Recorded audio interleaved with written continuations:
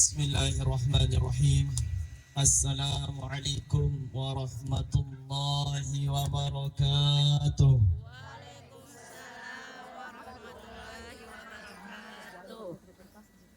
Alhamdulillahilladzi nazzala as-sakinah fi qulubil mu'minin. Ashhadu an la ilaha illallah wahdahu la syarika lah wa ashhadu anna Muhammadan abduhu wa rasuluh, amma ba'd. Yang kami hormati Bapak Faisal beserta Ibunda dan seluruh keluarga, yang semoga acaranya dilancarkan sampai hari H.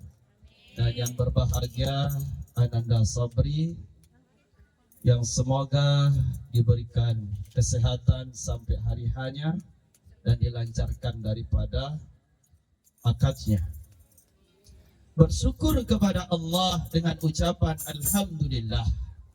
Bersolawat kepada Nabi Muhammad sallallahu alaihi wasallam dengan ucapan Allahumma salli ala Muhammad wa ala ali Sayyidina Muhammad. Bapak, Ibu, Bunda-bunda rahimakumullah. Keinginan untuk menikah itu adalah fitrah. Menyempurnakan setengah daripada agama itu adalah marwah, demi menjaga izzah kemuliaan seorang manusia. Namun di balik keinginan dalam pernikahan terdapat kecemasan ketika ingin menikah. Maka Islam hadir untuk menata pernikahan bagaimana tak ada kecemasan. Islam hadir untuk menata pernikahan bagaimana mendatangkan sakinah, mawaddah, warahmah. Itulah Islam. Maka jangan sampai seorang ketika akan menikah terdapat kecemasan. Yang pertama adalah kecemasan finansial. Kecemasan finansial, ekonomi terkadang datang menghantui. Namun tatkala seorang menikah, ekonomi tatkala orang menikah bukan menjadi beban dalam pernikahan, bertambahnya tanggung jawab, tapi itu adalah sebuah amanah. Sehingga kabar langit Allah tawarkan dalam Quran surat An-Nur yang ke-32. Allah Subhanahu wa taala berfirman, "Iyakunu fuqara ayughnihumullahu min fadli." Maka siapapun yang bertekad untuk menikah, maka Allah akan cukupkan, Allah akan kayakan, dan pasti Allah bukakan rezekinya. Betul apa betul? Bunda, sudah semua menikah? Sudah. Ada yang belum? Ada. Yang berapa kali? Oke. Iya kudu fuqara. Kalau rezekimu sempit, kalau engkau susah menjomblo, maka Allah perintahkan menikahlah. Allah akan cukupkan, asalkan menikahnya karena Allah Subhanahu wa taala. Maka menikah didasari karena Allah Subhanahu wa taala, Allah akan genapkan rezeki kita. Maka Syekh Mutawadi Syahrawi, mufti besar Mesir, menafsirkan ayat ini bahwa tidak mungkin Allah menciptakan seorang hamba dan dia bertekad untuk bertakwa kecuali Allah akan menjamin rezekinya. Betul apa betul? Sebelum kita menikah, siapa yang jamin rezeki kita? Allah. Setelah menikah, siapa yang jamin?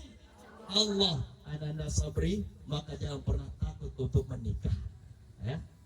Bukan berarti semakin banyak istri semakin banyak rezeki. Ya. Satu saya dulu. Jadi jangan pernah takut untuk menikah.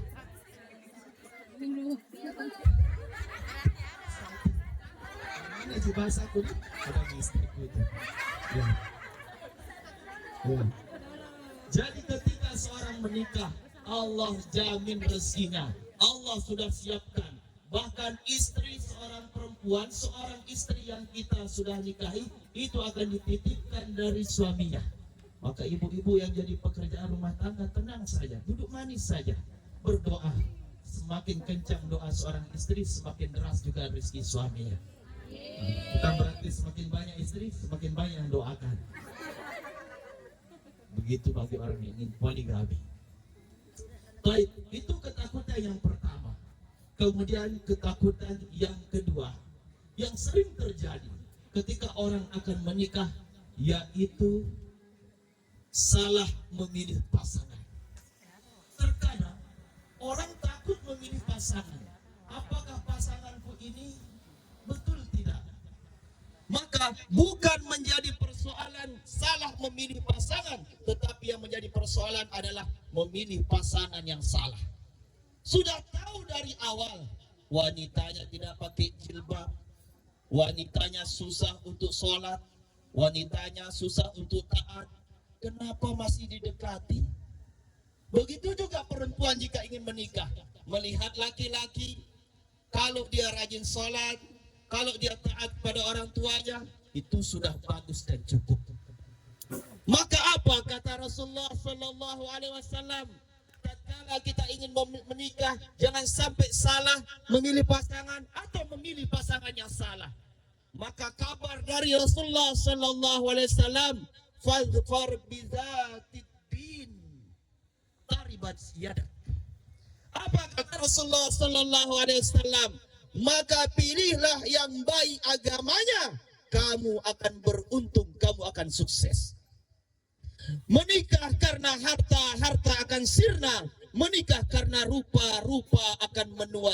Menikah karena nasab tak menjamin kemuliaan adab. Tetapi jika engkau menikah karena agama, niscaya akan berkah selamanya. Betul apa betul? Betul. Maka realita terjadi dalam kehidupan kita. Betapa banyak badai perceraian terjadi karena menikah karena rupa. Betapa banyak badai persengketaan terjadi dalam rumah tangga karena menikah karena harta. Namun tatkala kita mencintai pasangan kita karena agamanya, maka Imam Hasan Al-Basri mengatakan, "Idza ahabba akramaha, idza ragaba lam yazlimha." Maka bagaimana orang yang baik agamanya itu jika ia menikah mencintai, jika ia menikah dia akan mencintai, dia akan memuliakan wanita tersebut. Tapi jika dia benci, dia tak akan melukai wanita tersebut. Itulah orang yang menikah karena agama. Maka kalau kita menikah karena agama, ketika ada datang ujian dalam rumah tangga, maka tidak akan terjadi yang namanya badai perceraian. Karena didasari atas agama, tentu di antara kita ada salah satu yang harus mengalah.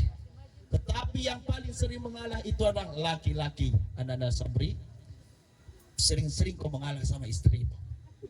Ya, sabar.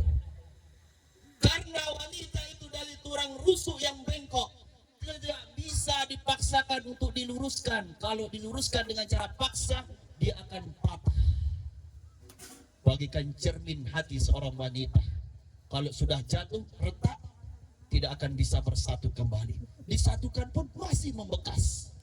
Sehingga kalau satu salah kita sama istri kita, selamanya akan diingat terus. Tidak akan pernah lupa. Itu perempuan, realita terjadi.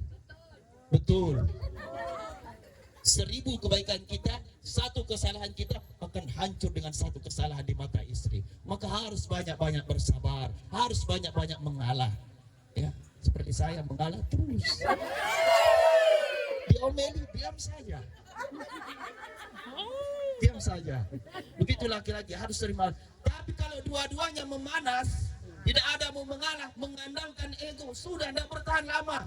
2-3 tahun terjadi badai perceraian, terjadi KDRT dalam rumah tangga. Maka kecemasan yang ketiga yang sering ditakuti oleh mempelai baik laki-laki perempuan atau yang sering terjadi perempuan adalah KDRT dalam rumah tangga. Persoalan problematika, toksik dan ekstrim dalam rumah tangga, itu yang sering terjadi, yang mereka takutkan dalam rumah tangga.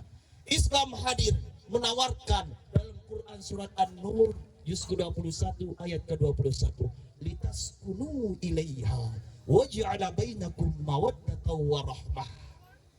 Maka Islam hadir untuk menjadikan bahtera rumah tangga ini, litaskunu ilaiha. Wahai lelaki, itu istrimu aku ciptakan dari tulang sulbimu.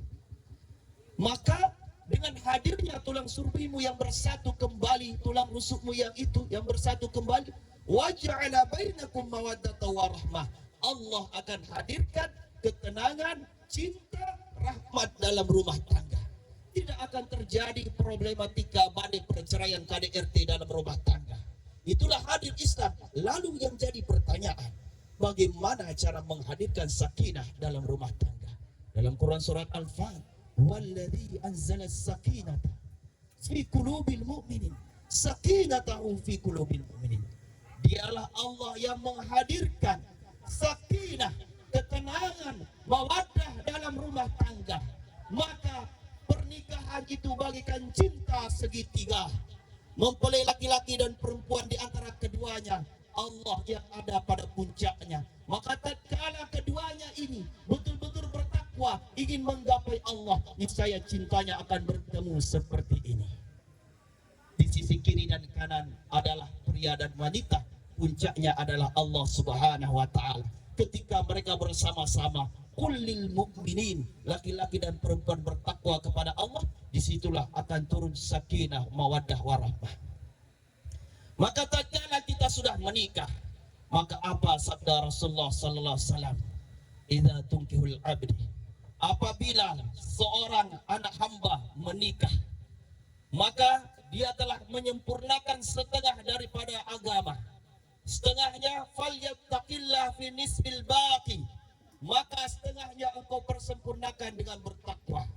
Jadi mempelai perempuan yang akan Ananda Sabri nikahi bukan hanya sebatas memiliki keturunan, tetapi ada tanggung jawab yang berat di hadapan Allah Subhanahu wa taala. Tanggung jawab dunia sampai akhiratnya Allah Subhanahu wa taala.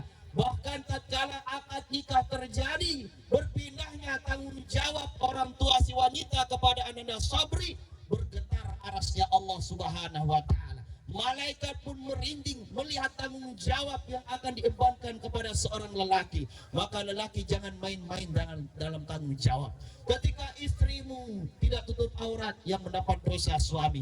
Ketika istrimu susah untuk salat, tidak mau salat, yang dapat dosa suami. Maka berat tanggung jawabnya. Jangan diremehkan seorang wanita yang keluar rumah tanpa kaos kaki. Itu adalah dosa, walaupun kecil terlihat di mata, tetapi kakimu itulah aurat, wahai wanita.